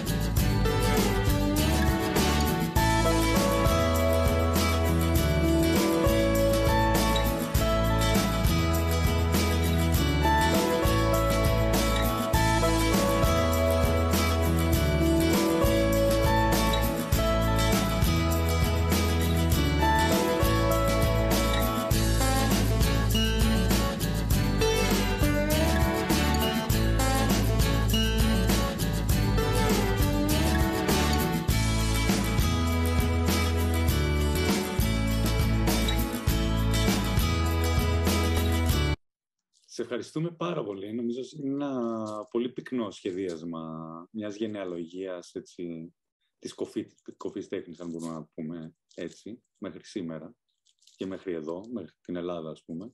Δεν θέλω να πω πολλά πράγματα για να δώσω το λόγο στον Πάνο για να συνεχίσουμε, γιατί έχουμε περάσει λίγο τον χρόνο μας. Ευχαριστώ. Να ευχαριστήσω και ελπίζω να μπορέσεις να κάτσεις και στο τέλος έτσι, για τυχόν ερωτήσεις και τέτοια, και αν όχι, ελπίζω να είμαστε ικανοί να ανταπεξέλθουμε. Εδώ θα με εκπροσωπήσει ο κύριος Πανόπουλος. Καλησπέρα. Τι να πω, είμαι πραγματικά απορροφημένος από την παρουσίαση που μας έκανε η Ουρανία. Θαυμάσια πραγματικά, και στην ουσία η κεντρική παρουσίαση της απόψινής βραδιάς. Πολύ λίγο θέλω να μιλήσω. Η Ουρανία μου έδωσε πάρα πολλές πάσες, τις οποίες δυστυχώς δεν νομίζω ότι έχω το χρόνο να τις αξιοποιήσω όλες. Έχω προγραμματίσει να αναφερθώ σε 3 ειδικά σημεία, στα οποία θα προσπαθήσω να εντάξω και ορισμένα από τα θέματα τα οποία προέκυψαν μέσα από την παρουσίαση της Ουρανίας. Λέγομαι Πάνος Πανόπουλος, είμαι αναπληρωτής καθηγητής στο Τμήμα Κοινωνικής Ανθρωπολογίας και Ιστορίας του Πανεπιστημίου Αιγαίου, και η ειδίκευσή μου είναι η ανθρωπολογία της μουσικής και του χορού, με ένα ειδικό ενδιαφέρον για τον ήχο γενικότερα. Και ακριβώς αυτό το ενδιαφέρον για τον ήχο είναι που με έστρεψε στη μελέτη του κόσμου των κοφών, στη μελέτη της κόφωσης και στη μελέτη των κοφών κοινοτήτων, ξεκινώντας μαθαίνοντας την ελληνική νοηματική γλώσσα, στη συνέχεια κάνοντας κάποια μαθήματα αμερικάνικης νοηματικής γλώσσας, και μπαίνοντας σταδιακά, εξαιτίας ακριβώς του ενδιαφέροντος μου για τις σχέσεις μιας ιδιαίτερης κοινότητας ανθρώπων με τον ήχο, μπαίνοντας όλο και περισσότερο στα χωράφια των κοφών καλλιτεχνών, που σε συνδυασμό με ένα ευρύτερο ενδιαφέρον για τη συνάντηση, για τη σχέση, για το ανάμεσα στην ανθρωπολογία και την τέχνη, αυτά τα δύο ενδιαφέροντα συνδυάστηκαν και έτσι βρέθηκα να συνεργάζομαι με ανθρώπους που δουλεύουν πάνω σε αυτό το θέμα, κοφούς καλλιτέχνες που δουλεύουν με τον ήχο και ιδιαίτερα με τη φωνή, τόσο στην Ελλάδα όσο και στο εξωτερικό. Ανάμεσα σε αυτούς, σε αυτές, θα ανέφερα πρωτίστως την Τατιάνα Ρεμούντου, που σε λίγο θα την δούμε να μας μιλάει ή να νοηματίζει, και την Κριστίν Σουν Κιμ, δύο καλλιτέχνες στις οποίες αναφέρθηκε προηγουμένως και η Ουρανία. Τα θέματα με τα οποία είχα ασχοληθεί πριν στρέψω τον ενδιαφέρον μου στην κόφωση ήταν το αυτοσχέδιο τραγούδι με επιτόπια έρευνα στην Άξο. Έχω ασχοληθεί με τα κουδούνια των ζώων, ειδικά με το συμβολισμό τους και με τις φωνές τους. Εξού και τα κουδούνια που είδατε σε ένα βίντεο που μας έδειξε η Ουρανία και που ήταν μια συμβολή μου κατά κάποιο τρόπο σε αυτό το εργαστήριο με την Κριστίν Σουν Κιμ. Έχω ασχοληθεί με θέματα που έχουν να κάνουν με την ηχογραφημένη φωνή, με την τεχνολογία των ηχογραφήσεων, αλλά όπως σας είπα και πράγματα που βρίσκονται στο μετέχνιο ανθρωπολογίας και τέχνης. Η στροφή στην έρευνα στον κόσμο των κοφών είχε να κάνει με αυτό που θα μπορούσαμε να ονομάσουμε μια ιδιαίτερη φαινομενολογία. Τι σημαίνει αισθητηριακή φαινομενολογία ή σωματική φαινομενολογία? Τι σημαίνει αυτή η ειδική σχέση που αναπτύσσουν με τον ήχο άνθρωποι που δεν μπορούν να ακούσουν? Τι είδους σχέση είναι αυτή που αναπτύσσεται? Γιατί ένα από τα βασικά μαθήματα που παίρνουμε τόσο οι κοφοί αλλά κυρίως οι ακούοντες από μια τέτοιου τύπου ενασχόληση είναι ακριβώς ότι η σχέση μας με τον ήχο είναι κάτι που ξεπερνάει κατά πολύ την ακουστική αίσθηση και έχει να κάνει κατά βάση με την αίσθηση της όρασης, την αίσθηση της δόνησης, την αφή, τη σωματικότητα και την κινητικότητα εν γέννη. Αυτό ήταν και αυτό παραμένει το βασικό με ενδιαφέρον και αυτό που με έστρεψε στη συνεργασία με κοφούς καλλιτέχνες. Θέλω να πω ότι δεν με ενδιαφέρει πρωτίστως το ζήτημα της αναπηρίας ή το ζήτημα των πολιτικών της ταυτότητας, πολύ βασικά θέματα για τις κοινότητες των κοφών, τα ανέδειξε μέσα στην παρουσίασή της και η Ουρανία, αλλά με ενδιαφέρει ακριβώς αυτή η ιδιαίτερη σχέση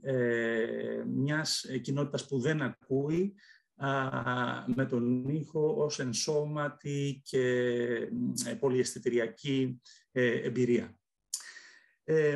Τα τρία θέματα τα οποία θέλω να τονίσω σήμερα, κυρίως για να εστιάσω στο πρόγραμμά μας, ένα πρόγραμμα που προέκυψε από μια πρόσκληση που είχα από έναν συνάδελφο από τη Σλοβενία που ήξερε το ειδικό αυτό ενδιαφέρον μου, συνάδελφο ανθρωπολόγο, και πρότεινε να αναλάβουμε στην Ελλάδα ή να αναλάβω εγώ καταρχήν και στους συνεργάτες που θα πρότεινα το σκέλος της έρευνας αυτής που θα αφορούσε την κόφωση, το πρόγραμμα Audibility, ακότητα.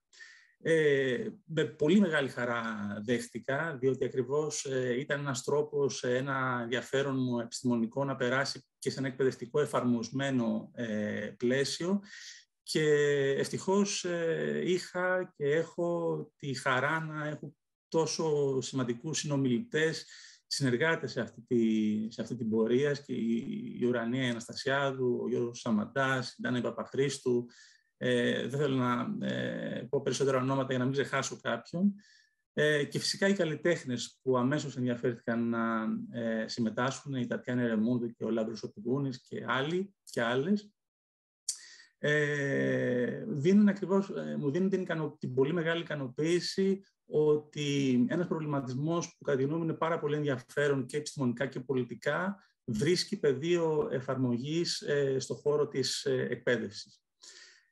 Περνάω λοιπόν σε αυτά τα σημεία που θέλω να τονίσω κυρίως σε σχέση με το πρόγραμμα σήμερα, και το πρώτο από αυτά είναι η σχέση ακουστότητας και ορατότητας. Θα έλεγα ότι η ορατότητα, το να είσαι ορατός, να φαίνεσαι στο δημόσιο χώρο, θα μπορούσαμε να πούμε ότι έχει και μια αναλογία στον κόσμο της ακοής, το να είσαι ακουστός, το να ακούγεσαι στο δημόσιο λόγο, σε αυτές τις δύο κυρίαρχες αισθήσεις, στις οποίες το να ακούγεσαι, το να φαίνεσαι, αναδεικνύει ακριβώς το γεγονός ότι οι αισθήσεις, εκτός από κανάλια επικοινωνίας αισθητηριακής με τον κόσμο, είναι και διάβλοι και μεταφορές με πάρα πολύ σημαντικό, με πάρα πολύ σημαντική, ισχυρή και πολιτική διάσταση. Οι κοφοί έχουν, κατά τη γνώμη μου, σαφέστατα κατακτήσει μία ορατότητα στις μέρες μας, και αυτό φαίνεται στο ότι η νοηματική γλώσσα νομίζω ότι ο γενικός πληθυσμός είναι πολύ εξοικειωμένος με την νοηματική γλώσσα, βλέποντας μεταφράσεις στις ειδήσεις, αναμεταδόσεις από τη Βουλή και ούτω καθεξής. Πολύ λιγότερο, νομίζω, έχει αποκτήσει ορατότητα, δημόσια ορατότητα, ο πολιτισμός των κοφών. Η γλώσσα προφανώς είναι ένα κομμάτι του πολιτισμού, αλλά δεν είναι το σύνολό του. Ο πολιτισμός των κοφών είναι πολύ λιγότερο ορατός, αλλά παρόλα αυτά θα μπορούσαμε να πούμε ότι οι κοφοί συνεχίζουν να παραμένουν μία σιωπηρή μειοψηφία, όπως τους ονομάζει ένας ιστορικός της κόφωσης. Εδώ προφανώς κάνω ένα παιχνίδι με τις λέξεις για μια σιωπηρή πλειοψηφία, που συχνά χρησιμοποιούμε αυτόν τον όρο για να μιλήσουμε για πλειονότητες. Στην προκειμένη περίπτωση θα μπορούσαμε να μιλήσουμε λοιπόν για μια σιωπηρή μειοψηφία. Το δεύτερο σημείο το οποίο θα ήθελα να τονίσω έχει να κάνει με τους κοινούς τόπους που κυριαρχούν γύρω μας, γύρω από τον κόσμο των κοφών και τη σχέση του με τον ήχο. Αυτή η ιδέα που κυριαρχεί στον κοινό μας λόγο, ότι η κόφωση σημαίνει μια μη σχέση, μια απουσία σχέσης με τον ήχο. Θα ήθελα να τονίσω ότι αυτό είναι ένα λάθος, ότι η κοφή δεν είναι μια ομάδα που δεν έχει σχέση με τον ήχο, αλλά ακριβώς είναι μια ομάδα που έχει μια άλλη σχέση με τον ήχο. Μια άλλη σχέση με τον ήχο, η οποία είναι πάρα πολύ αποκαλυπτική για το τι μπορεί να σημαίνει ο ήχος σε πάρα πολλά επίπεδα, όχι μόνο για τους κοφούς, φυσικά, όπως νομίζω είπα και πριν από λίγο, αλλά και για τους ακούοντες. Ότι ο ήχος για όλους μας είναι κάτι πολύ παραπάνω από μια εμπειρία ακοής ή μια εμπειρία ακρόασης. Και νομίζω ότι σε αυτό το επίπεδο η έρευνα με κοφούς καλλιτέχνες που δουλεύουν με τον ήχο και με τη φωνή είναι πραγματικά αποκαλυπτική. Και το τρίτο σημείο είναι το θέμα των deaf voices, των κοφών φωνών ή των φωνών των κοφών. Αναφέρθηκε σε αυτό η Ουρανία, και ιδιαίτερα μέσα από τον τίτλο και το περιεχόμενο ενός πολύ ενδιαφέροντος έργου της Τατιάνας Ρεμούντου, που πρέπει να πω ότι είναι ένα πάρα πολύ κεντρικό σημείο στον τρόπο με τον οποίο σκέπτομαι αυτά τα ζητήματα για τα οποία σας μιλάω και με το οποίο έχω ασχοληθεί ιδιαίτερα, έχω γράψει γι' αυτό αρκετά, και θα αφήσω φυσικά, είπε αρκετά πράγματα η Ουρανία, θα αφήσω να πει ακόμα περισσότερα ίσως η ίδια η καλλιτέχνη της Τατιάνα, που θα μας μιλήσει σε λίγο.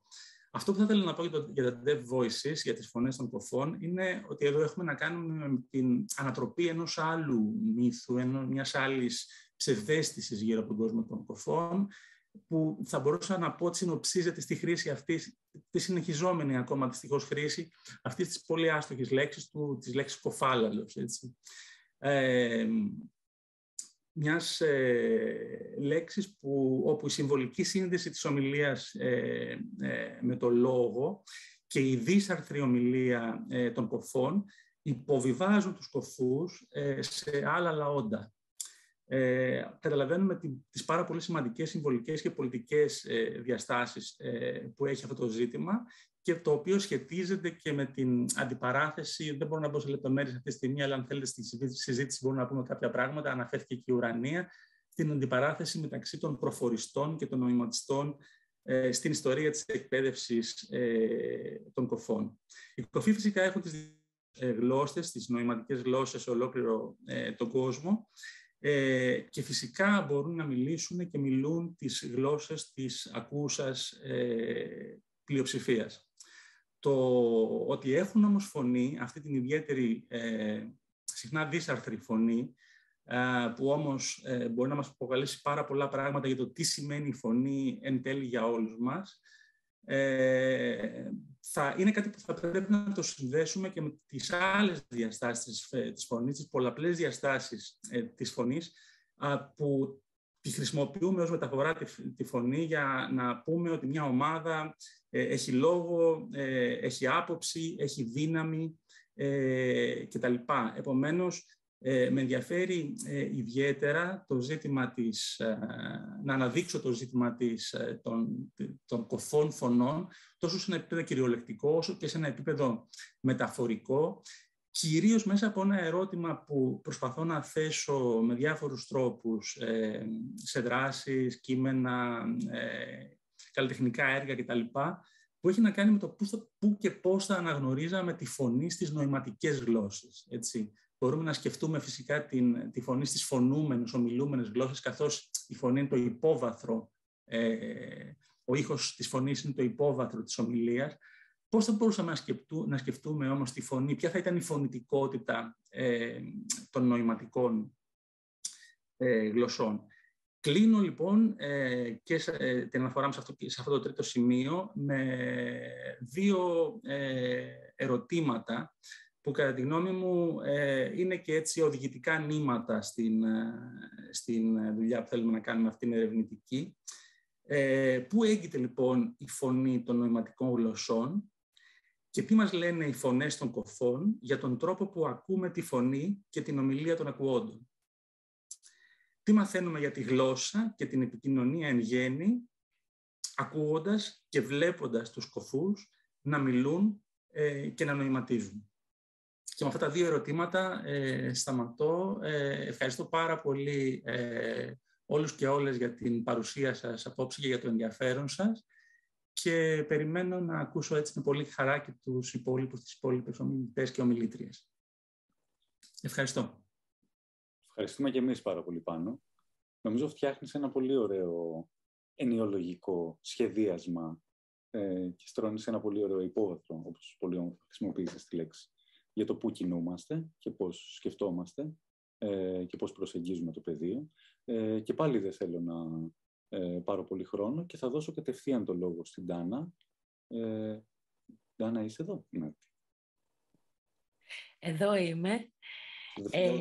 Γεια σας, καλησπέρα και από μένα σε όλες και σε όλους. Χαίρομαι πολύ που βρίσκομαι εδώ και χάρηκα και που άκουσα και τους συναδέλφους και τις ομιλίες τους που ήταν πάρα πολύ ενδιαφέρουσες. Εγώ ονομάζομαι Ντάνα Παπαχρήστου. Είμαι διδάσκουσα στο Πανεπιστήμιο Θεσσαλίας, στο Τμήμα Πολιτισμού, Δημιουργικών Μέσων και Βιομηχανιών και επίσης είμαι καλλιτέχνης του ήχου, μουσικός, εκπαιδευτικός στο πεδίο της μουσικής και συνεργάτης του Twix Lab. Τώρα θα μιλήσω για κάποιες σκέψεις μας πάνω στο πεδίο και ως υπεύθυνη του εκπαιδευτικού προγράμματος του BEAR και πολύ σύντομα θα περιγράψω το κυρίως μέρος του προγράμματος όπου βρισκόμαστε με τον Γιώργο Σαμαντά αλλά και τους καλλιτέχνες που συμμετέχουν μέσα από το πεδίο του που είναι το σχολείο. Να πω πρώτα ότι ξεκινήσαμε να σχεδιάζουμε το εκπαιδευτικό μέρος του προγράμματος έχοντας στο μυαλό μας πώς να πραγματευτούμε το ζήτημα του φυσικοποιημένου αποκλεισμού. Τι εννοώ?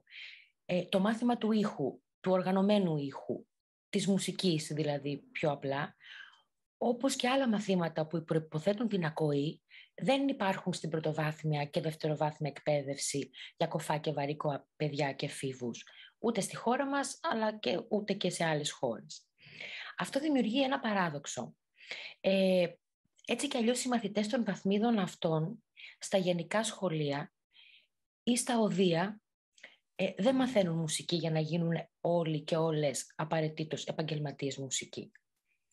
Στον τομέα της εκπαίδευσης ένας εκπαιδευτικός, ο William J. Fox, που δίδαξε στο Mary Hare Grammar School από το 1962 μέχρι το 1985, δίδασκε ήδη από το 1975 κοφά και βαρύκοα παιδιά, ενθαρρύνοντάς τα να μαθαίνουν μουσικά όργανα. Όπως έλεγε πάνω σε αυτό το παράδοξο, ότι είναι προφανές ότι δεν θα μπορέσουν όλα τα κοφά και βαρύκοα παιδιά να γίνουν μουσικά με την πλήρη έννοια του όρου, όμως από την άλλη ούτε και οι ακούοντες έχουν όλοι και όλες την ίδια μουσικότητα. Αυτό που χρειάζεται είναι να προσφέρουμε στα παιδιά μια ευκαιρία να πειραματιστούν ώστε να ανακαλύψουν ποιες δυνατότητες έχουν. Η πρακτική του ως καθηγητή μουσικής σε κοφά και βαρύκοα άτομα βασίζεται στην πεποίθηση ότι αν προσεγγίσουμε το θέμα της μουσικής εκπαίδευσης και της κόφωσης ως μια ανθρώπινη δραστηριότητα απαραίτητη για τη συναισθηματική ανάπτυξη των παιδιών και λιγότερο ως μια εξορισμού αντίφαση, τότε θα μπορούμε να πούμε ότι έχει συντελεστεί πρόοδος στον εκπαιδευτικό αυτό τομέα. Και πράγματι είναι αλήθεια ότι η μουσική μπορεί να προσφέρει σε ένα παιδί, σε έναν έφηβο, σε ένα νέο ενήλικα συναισθηματική εκπαίδευση. Γνώση πάνω στην ιστορία που είναι στενά δεμένη με την ιστορία της τέχνης, την πολιτική και κοινωνική ιστορία, την αισθητική, τη φιλοσοφία της τέχνης. Μπορεί επίσης να προσφέρει θεωρητικές γνώσεις πάνω στη σύνθεση και τους κανόνες του συγκερασμένου συστήματος, του τονικού μουσικού συστήματος, που συχνά στα οδεία γίνεται έτσι κι αλλιώς πάνω στο χαρτί και όχι σε κάποιο μουσικό όργανο. Επίσης, με τη μουσική εκπαίδευση τα παιδιά διδάσκονται συντονισμό, ομαδική δημιουργία και ένα ολόκληρο πεδίο ανοίγεται μπροστά τους να το εξερευνήσουν, στο οποίο πολύ συχνά από την εμπειρία μου, όταν το προσπαθήσουν, αισθάνονται μια επιβράβευση που μπορεί να συμπαρασύρει και άλλα μαθήματα. Γεμίζουν με μια αυτοπεποίθηση ότι αν μπορούν να καταφέρουν τη μουσική που είναι πλαισιωμένη με ένα μυστήριο και με μια υποτιθέμενη δυσκολία, τότε μπορούν να καταφέρουν και τα υπόλοιπα μαθήματα. Η μουσική δηλαδή λειτουργεί πολύ συχνά και ως όθηση για τα παιδιά, που μπορεί να έχουν μείνει πίσω στη φυσική, στα μαθηματικά και νιώθουν ότι έχουν έλλειψη εκεί. Μια όθηση που τελικά κάπου τα καταφέρνουν. Τώρα η εκπαίδευση των κοφών και βαρύκων παιδιών στην Ελλάδα και σε άλλες χώρες σήμερα αποστερεί αυτές τις ευκαιρίες από τα κοφά και βαρύκοα παιδιά. Για το πρόγραμμα Audibility σκεφτήκαμε πολύ στην αρχή πώς θα προσεγγίσουμε το θέμα αυτό. Το ζήτημα των σχολείων μας φάνηκε από την αρχή μια καλή ιδέα. Αφενός γιατί πιστεύουμε πολύ στη δουλειά που μπορεί να γίνει στις δύο πρώτες βαθμίδες της εκπαίδευσης, και αφετέρου γιατί στα σχολεία τα παιδιά είναι ακόμα εύπλαστα, είναι ανοιχτά σε νέες ιδέες. Δεν έχουν τα στεγανά, τις παγιώσεις που αποκτάμε όλοι και όλες μας ως ενήλικοι άνθρωποι. Είχαμε λοιπόν τη μεγάλη χαρά να γνωρίσουμε τον Γιώργο Άτζακα, τον διευθυντή του Ειδικού Σχολείου Κοφών και Βαρύκων Αργυρούπολης, ο οποίος μας καλοδέχτηκε από την πρώτη στιγμή, μας φιλοξένησε στο χώρο του σχολείου, μας άκουσε, μας βοήθησε και ήταν ανοιχτός σε όλες τις προτάσεις αυτές. Αισθανθήκαμε από την αρχή ότι ήμασταν στο σωστό μέρος και από την άλλη γνωρίσαμε εξαιρετικούς καθηγητές εκεί που έκαναν τη δική τους δουλειά και έκαναν έτσι και τη δική μας δουλειά ευκολότερη, όπως η Ξένια Νικολακοπούλου που είναι εδώ μαζί μας σήμερα στην διερμηνία και αυτή τη στιγμή, όπως έχει κάνει και στο σχολείο και την ευχαριστούμε θερμά γι' αυτό, την καθηγήτρια καλλιτεχνικών Βάσο Πλασκασοβίτη, όπως και την καθηγήτρια της φυσικής, την κυρία Σίμου, με την οποία έχουμε σχέδια για μελλοντική συνεργασία στα επόμενα στάδια του προγράμματος. Η ιδέα μας λοιπόν ήταν απλή και βασιζόταν σε δύο πόλους. Από τη μία να προσφέρουμε ενδυνάμωση στα παιδιά και να νιώσουν ότι και αυτό το πεδίο, η μουσική, ο ήχος, είναι ένα ακόμα πεδίο να κατακτήσουν. Να τους εμφυσίσουμε την ιδέα ότι αν θελήσουν να ασχοληθούν και με αυτό ή με οτιδήποτε άλλο, εν πάση περιπτώσει, μπορούν. Και υπάρχουν άπειροι τρόποι να το κάνουν. Να τους ενημερώσουμε ότι υπάρχουν καλλιτέχνες και καλλιτέχνηδες του ήχου, που είναι κοφοί ή βαρύκοοι, και αυτό δεν τους έχει εμποδίσει να έχουν μια θαυμαστή καριέρα.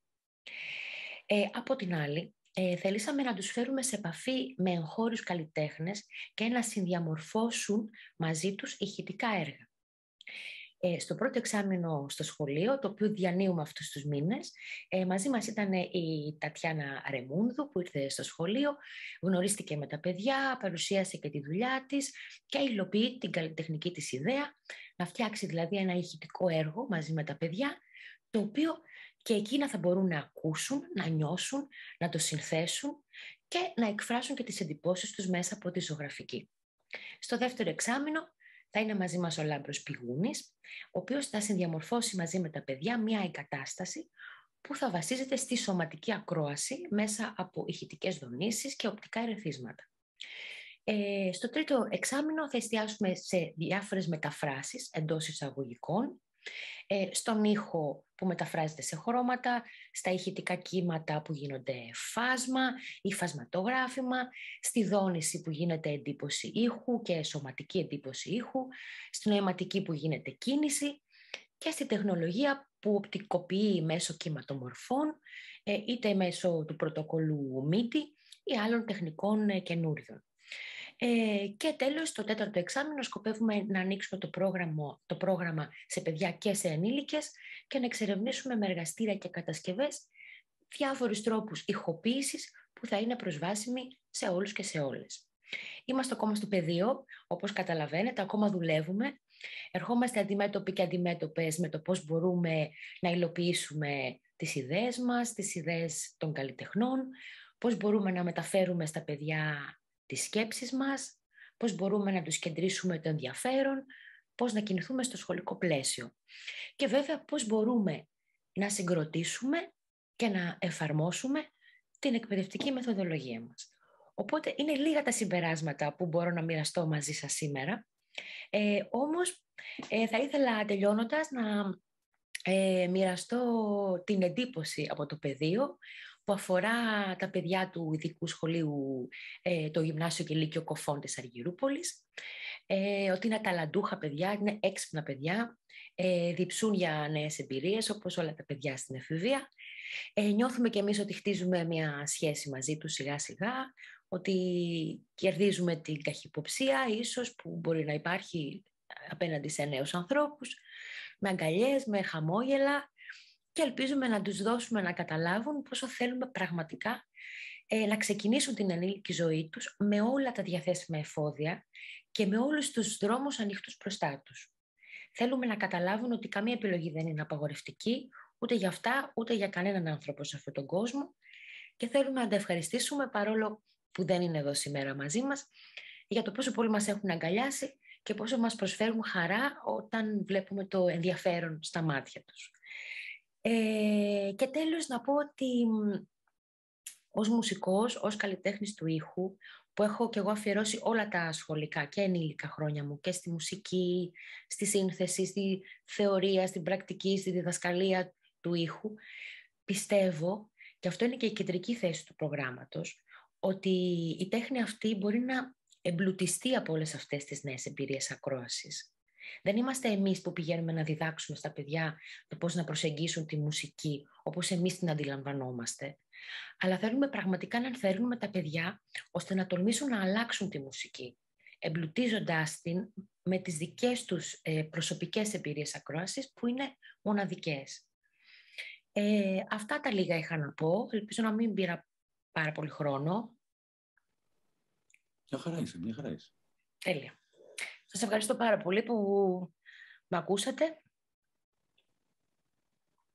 Και εμείς ευχαριστούμε πάρα πολύ που μας τα είπες και έτσι που έχεις αναλάβει έτσι ένα πολύ κέριο ρόλο σε αυτό το πρόγραμμα και που έχεις οργανώσει έτσι τα πράγματα να ρέουν τόσο όμορφα με τα παιδιά. Αναρωτιόμουν αν θα ήθελε η Τατιάνα να μας πει 2 λόγια. Γεια σου, Τατιάνα. Γεια σου, Τατιάνα.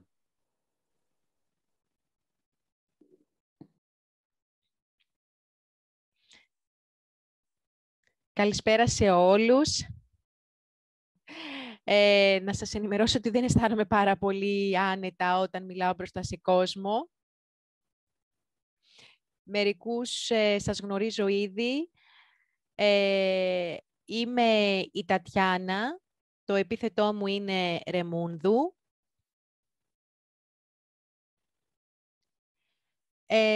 Υπάρχουν κάποια ερωτήματα που με απασχολούν, κυρίως για να δείξω και με εικαστικό τρόπο, αλλά και να μεταδώσω την εμπειρία μου ως κοφή.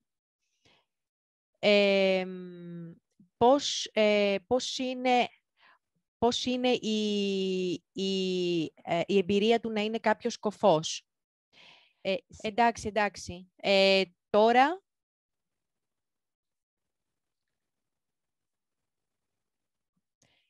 Θέλω λοιπόν να μεταδώσω την εμπειρία αυτή να είναι κάποιος κοφός. Μαζί με το Twixt Lab προσπαθούμε να κάνουμε μία μουσική σύνθεση με τα παιδιά.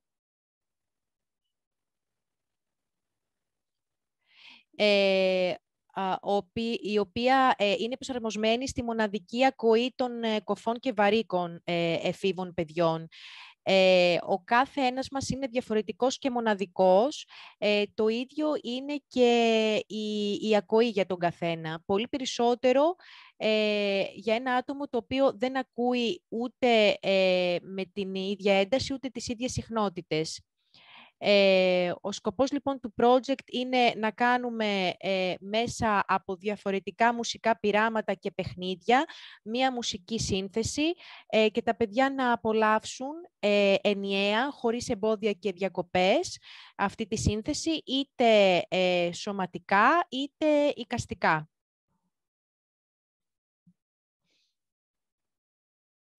Ευχαριστώ πολύ.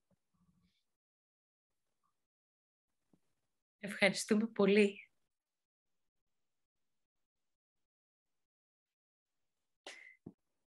Είμαστε πολύ ενθουσιασμένοι που είμαστε με την Τατιάνα στο σχολείο, γιατί βλέπουμε ότι και τα παιδιά έχουν φοβερή ανταπόκριση.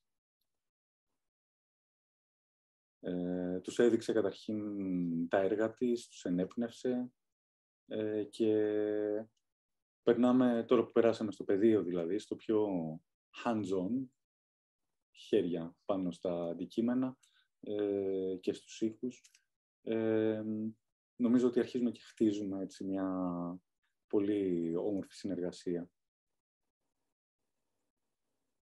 Αναμένουμε. Μακάρι να μπορούσαμε να παρουσιάσουμε το έργο για τη γιορτή των Χριστουγέννων, μάλλον δεν θα γίνει όμως αυτό. Μάλλον θα πάμε για Γενάρη, λόγω διαφόρων καθυστερήσεων, κορονοϊών, ξέρετε, όλα αυτά τα πράγματα που μεσολαβούν. Για να μην πλατιάσω άλλο, έλεγα μήπως ήθελε και ο Λάμπρος ο Πηγούνες να μας πει 2 λόγια, ο οποίος έχει μια διαφορετική σχέση με όλα αυτά τα πράγματα. Καλησπέρα και από μένα, με ακούτε? Σε ακούμε τέλεια. Πολύ καλά. Ευχαριστούμε πάρα πολύ που είστε εδώ μαζί μας. Και εμείς ευχαριστούμε για την πρόσκληση. Φαίνεται πως θα σπάσω το συνήθιο της βιβλιοθήκης background στο Zoom, αυτή τη φορά.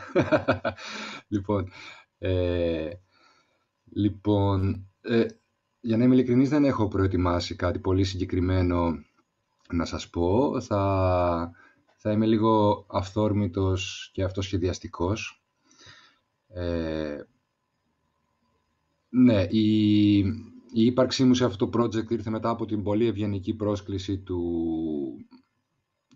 Θα τους πούμε μια σειρά, αλλά δεν είναι ακριβώς αυτή η σειρά, του Πάνου του Πανόπουλου, του Γιώργου του Σαμαντά, της Ντάνας Παπαχρήστου και της Ουρανίας.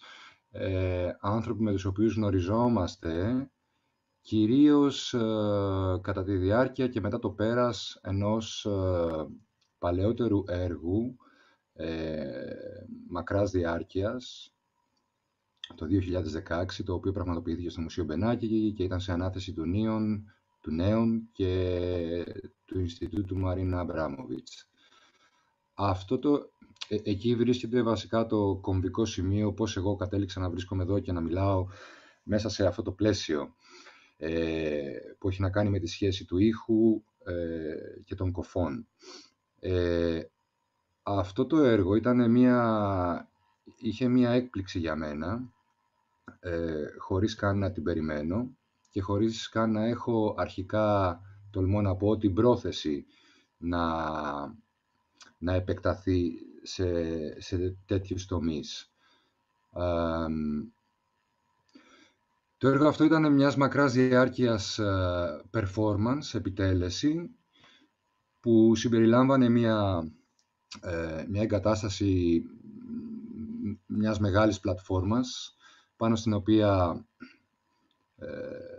βρίσκονταν το κοινό. Θα σας δείξω μια-δυο φωτογραφίες για να έχετε και μια εικόνα. Και το έργο βασίζονταν πάνω σε πάρα πολύ χαμηλές δονήσεις, με σκοπό να τοποθετήσω το σώμα μου μέσα σε μια συνθήκη η οποία για μένα τότε, ίσως ακόμα και τώρα, και γενικότερα για το ανθρώπινο σώμα, παραμένει άγνωστη, και ήθελα να ανακαλύψω τι συμβαίνει στο σώμα, αλλά και στην ψυχολογία, μέσα από την ύπαρξη παρατεταμένου χρόνου σε ένα πιο βίαιο αρχικά περιβάλλον, που τελικά δεν ήταν τόσο βίαιο, αλλά ήταν περισσότερο αποκαλυπτικό παρά βίαιο, όπως θα περίμενε κανείς. Παρ' όλα αυτά, η ενοιολογία του και οι συμβολισμοί του είχαν να κάνουν με την πολιτική και μικροπολιτική και την μιλιταριστική χρήση του ήχου εναντίον πληθυσμών κατά τη διάρκεια σύγχρονων πολέμων. Όπως βλέπετε, έρχομαι από ένα πολύ διαφορετικό background και είχε δηλαδή ένα πολιτικό statement το έργο αυτό. Για καλή μου τύχη, το έργο αυτό το επισκέφτηκε η Ουρανία η Αναστασιάδου και ο Πάνος ο Πανόπουλος, και ήταν αυτοί οι άνθρωποι που μου αποκάλυψαν πως το έργο εν τέλει είχε μια ισχυρή απήχηση και μεγάλο αντίκτυπο στους κοφούς σπουδαστές της καλών τεχνών που μου κάναν την τιμή και με επισκέφτηκαν. Αμέσως μετά από αυτή τη διαπίστωση και το γεγονός ότι έμαθα ποιο ήταν αυτό γκρουπ που ήρθε στο έργο και τελικά μετά τους γνώρισα κάποιους περισσότερο, άλλους λιγότερο, αμέσως μετά από αυτή τη συνάντηση η αντίληψή μου για το έργο, αλλά και αυτό που αποκόμισα εγώ από αυτό, άλλαξε εντελώς. Κατάλαβα ότι η ιδέα, η καλλιτεχνική πρόθεση, η οποία ήταν άσχετη με την κοινότητα των κοφών και δεν είχε σε καμία περίπτωση αρχικά την πρόθεση να δημιουργήσει ένα πολιτικό ή ένα συμβολικό περιεχόμενο που σχετίζεται με την κοινότητα των κοφών. Ανακάλυψα λοιπόν ότι το έργο αυτό είχε έναν παράλληλο δρόμο, το οποίο αφορά τη συγκεκριμένη κοινότητα και δεν ήταν καθόλου αμεληταίο. Μα καθόλου. Έτσι λοιπόν βρέθηκα μέσα σε αυτό το πλαίσιο για το πώς ο ήχος μπορεί να επικοινωνήσει και να επικοινωνηθεί με αυτούς τους ανθρώπους. Λοιπόν, αυτό ήθελα να το αναφέρω ως προς το λόγο ύπαρξης μέσα σε αυτό το πλαίσιο του project που συζητάμε απόψε και γιατί βρίσκομαι μέσα στους καλεσμένους. Λοιπόν, παρόλα αυτά,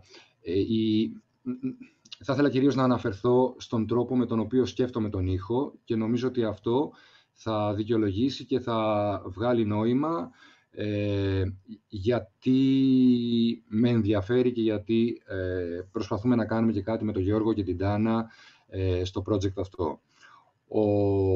Ο τρόπος με τον οποίο αντιλαμβάνομαι τον ήχο, παρόλο που είμαι αρχικά έχω σπουδάσει βιολί, έχω κλασική μουσική εκπαίδευση, έχω κάνει θεωρητικές σπουδές κτλ.